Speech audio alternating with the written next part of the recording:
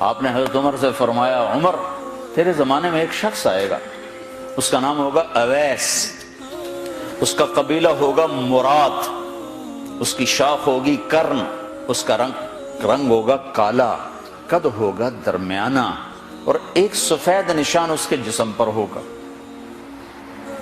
جب وہ آئے تو تم اس سے دعا کرانا، علی تو بھی کرانا، عمر تو بھی کرانا، اور میں قسم کھا کے کہتا ہوں کہ اویس جیسوں سے دنیا بھر جائے تو عمر و علی کے ایک بدن کے بال کے برابر نہیں، لیکن اس کے ذریعے سے ایک پیغام آگے پہنچانا تھا۔ تو حضرت عمر اور حضرت علی حیران ہو کر دیکھنے لگے کہ ہمیں کہا جا رہا ہے کہ اویس سے دعا کروائیں، وہ ہم صحابی وہ تابعی۔ تو آپ نے فرمایا اس نے ماں کی ایسی خدمت کی ہے، جب وہ ہاتھ اٹھاتا ہے تو اللہ ہاتھ واپس خالی موڑتا ہی نہیں۔ یہ پیغام پہنچانا تھا کہ ماں باپ کے آگے جھکو۔ جس دیش میں آپ رہتے ہیں یہاں کام کی رفتار بہت تیز ہے، ماں باپ اگر موجود ہیں تو کم ہی خوش نصیبوں والے ہیں جن کو کچھ اولاد کی خدمت ملتی ہے، ورنہ دیواروں کے ساتھ ہی زندگی گزر رہی ہوتی ہے۔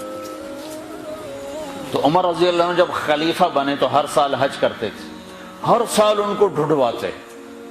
اب مجھے یہ نہیں پتا درمیان کے کوئی سال ہوں گے کہ ایک سال آپ نے حج پر سارے حاجی اکٹھے کر لیے، ایسے اپنے سامنے کا کھڑے ہو جاؤ بھائی، سب کھڑے کر لیے، کہنے لگے بیٹھ جاؤ سارے یمن والے کھڑے رہو، تو سارے بیٹھ گئے، یمنی کھڑے رہے، کہ سارے یمن والے بیٹھ جاؤ، قبیلہ مراد والے کھڑے رہو، تو سارے یمنی بیٹھ گئے، مراد والے کھڑے رہے۔ اس سال میں یمن گیا جماعت میں تو اویس کرنی کے گاؤں گیا، ان کی جگہ پیدا ہوئے، جو ان کا قبیلے کے لوگوں سے ملا، اس علاقے سے گزرا، دیکھا کہ اچھا یہاں وہ ہستی پیدا ہوئی تھی۔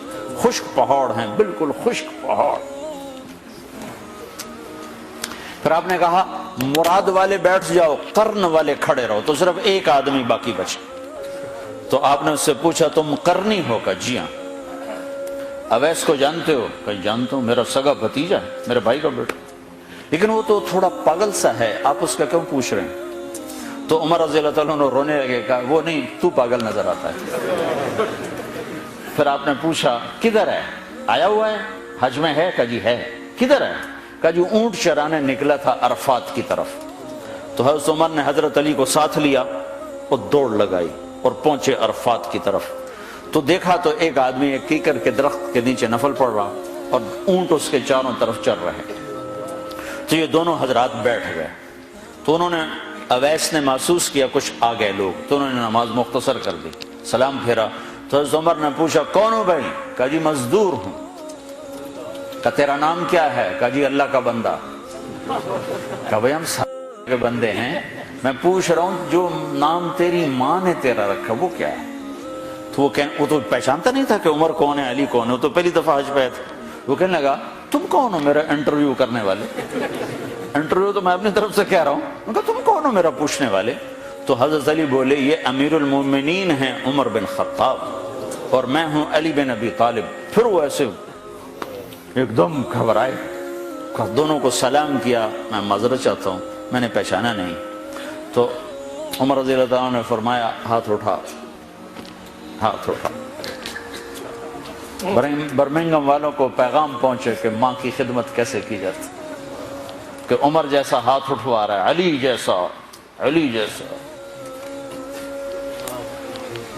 تو وہ کہنے لگے میں آپ کے لیے کیسے ہاتھ اٹھاؤں، میری اوقات ہے کہ میں آپ کے لیے دعا کروں؟ کہاں، ہمیں ہمارے نبی کا حکم تھا کہ اویس آئے تو اس سے دعا کروانی ہے، کہ جب وہ ہاتھ اٹھاتا ہے تو وہ ہاتھ خالی نہیں آتے۔ کس وجہ سے؟ تہجد، جہاد، تبلیغ، ذکر، تلاوت، تسبیح، حج، عمرے، نمازیں، روزے، ذکر، تلاوت۔ کس وجہ سے؟ نہیں، ان میں سے ایک وجہ بھی نہیں، ماں کی خدمت کی وجہ سے۔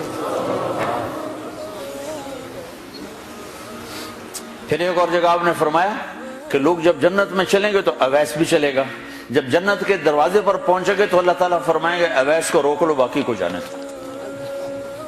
تو اویس گھبرا جائیں گے، کہیں گے یا اللہ مجھے کیوں روک لیا ہے؟ تو اللہ تعالیٰ فرمائیں گے ٹھہر جاؤ، جانے دو ان کو۔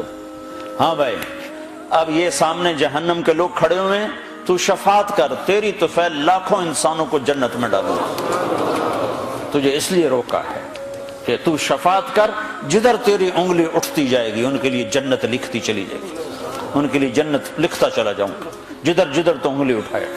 صرف پونڈ ہی سب کچھ نہیں، مائیں بھی بہت کچھ ہے، صرف پونڈ ہی سب کچھ نہیں ہے، باپ بہت کچھ ہے۔